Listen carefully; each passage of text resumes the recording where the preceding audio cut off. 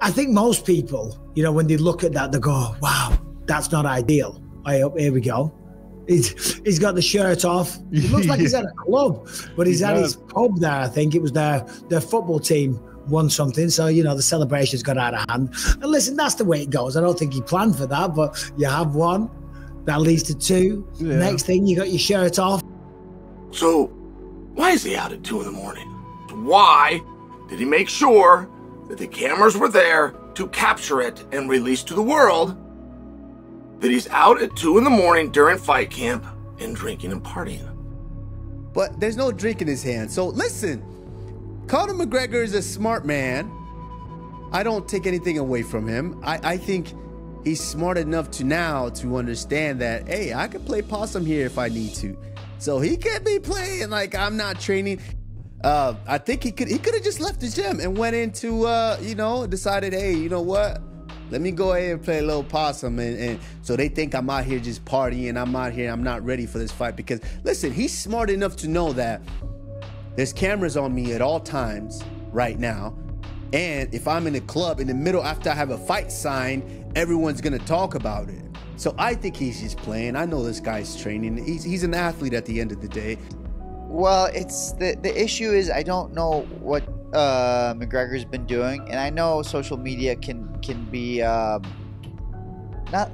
distracting, but doesn't give you reality. Like, he might actually be training really hard while, you know, posting a bunch of stuff where he's partying, so in a way to confuse his opponent or make the opponent take him lightly.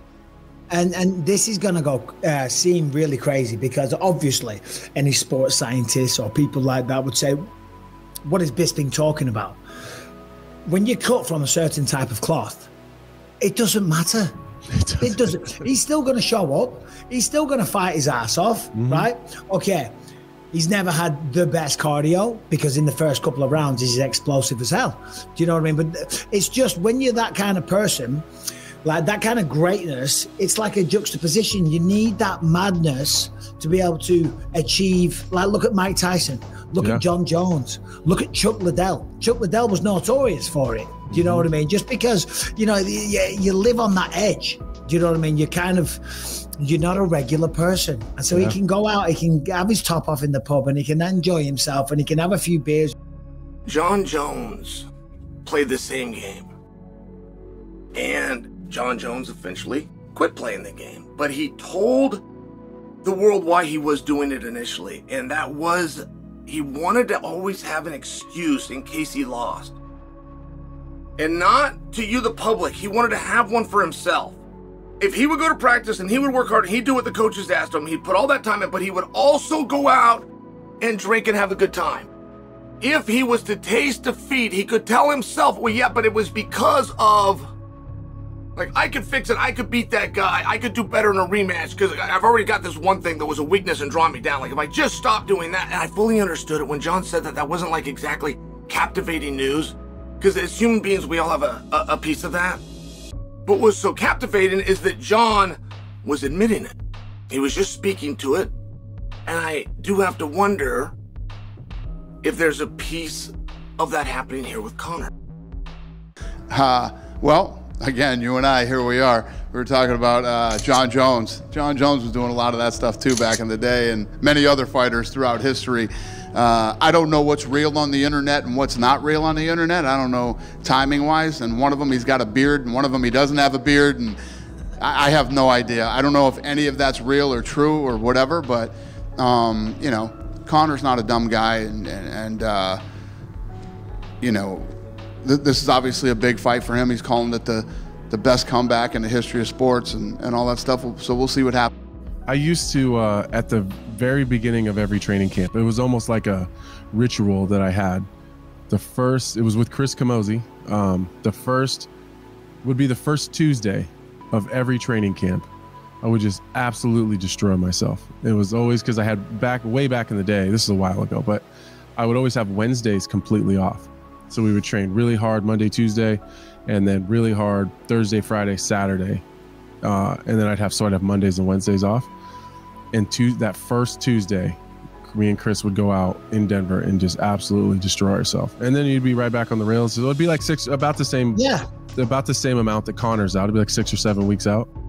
Man, even after the video of him partying the other night, I'm still confident that he can do it. You know, I just feel there's something special about the way that McGregor controls the space that his opponents step into, and I say that intentionally.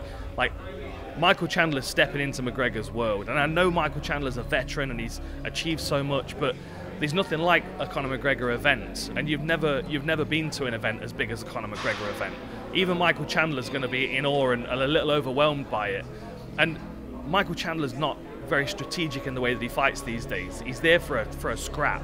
And I think that plays into McGregor's hands. You know, when you've got someone that's reckless, like Aldo was, they run into range and he picks them off. And I feel like the ability to manage distance and control range that McGregor's got, that's what keeps him head and shoulders above Michael Chandler in this one. If there was a 30% chance that Conor McGregor was going to compete at UFC 303, and please take this from an MMA fan and not as the play-by-play voice of the UFC. If there was a 30% chance that he was going to compete, why do you cancel the press conference? So when Daniel Cormier and others come out and say it's worrisome that it's postponed, and I think maybe even now canceled, yeah, because if he's fighting, why are we canceling the press conference? The reason this is off is because Conor McGregor called it off. Michael Chandler would drag himself there with no legs to get to that presser. Michael Chandler would fight Conor McGregor on one leg to fight Conor McGregor. Michael Chandler looks forward to ending his career in this fight. But I also know that there comes a time where the athlete thinks differently. It's the layers in which, okay, if a pressure is canceled, is there something else wrong? Is there something going on? And obviously then immediately speculation starts going all over the place in 2024, social media, all that stuff. And, you know, I just kept resting in the fact that I know I can only control what I can control. And I've been doing that now for a year and a half with this whole fight. If you've been following it with all the different stuff and all the different dates that have gone on and the dates that were supposed to happen and didn't happen, and now here we are fighting in June of 2024. If you saw the way Ryan Garcia did what Ryan Garcia did, you know, and there's all kinds of different, you know, throwing people off the trail, right. All kinds of different publicity stunts, if you will. I'm training whether I see Conor in the club every single day or I don't see him tweet or do an interview and he looks bright-eyed and bushy-tailed, he looks the best he's ever been. I'm training the exact same way. A man will live his life by a code, and that code might not be in line with standard societal policies or even laws, but he will adhere to that code at all costs. And one of Conor's codes is the show must go on. When he was broken in half in his last fight, and Joe Rogan said, I don't interview injured guys, we got to get you on a stretcher, Conor called him over and pulled him down to the mat. Joe sat down to do that interview. Why? Because we'd yet to fade to black and roll the credits, and the show must go on. There's a couple of sources that I've heard from was that he's dealing with a little bit of an injury, you know, Conor is, and so that that he should be good to go for the fight time. But if he is dealing with the injury, that they didn't want him visually being seen at the press conference, so they didn't want to expose that. I don't know whether he was in a walking boot, I don't know what it is. I'm simply saying that I heard that he's dealing with a little bit of an injury. We did the Ultimate Fighter. If we don't fight, then it makes the Ultimate Fighter null and void, and it kind of takes away the mystique of what the Ultimate Fighter process is. But I have my days. I'm human. I am prone to wander. I have my moments. Especially when you're lined up and connected to a guy who is a social media certified lunatic when it comes to, you know, right. Every single weekend there's a fight going on. It's like, oh, I'll fight Adesanya. I could, you know, behead him. And then he talks about a 145 pounder. Then he talks about the BMF. Then he's talking about everybody else but me. Right. And that's all mind game. We'll tell you this, there will be no postponement of this fight. They either fight on the 29th or we move on. Oh, and by the way, the show is still gonna happen. I believe Conor's gonna be opposite Michael Chandler. I'm very confident in telling you that. If there ever was a pay-per-view that people must buy, it has to be Conor McGregor's last fight, because I think that's gonna be the outcome. I think I don't just get my hand raised, I don't just win. I think I put on a masterful performance and I finally put some of the last brush strokes on this masterpiece that I've been painting for the last 24 years of hand-to-hand combat.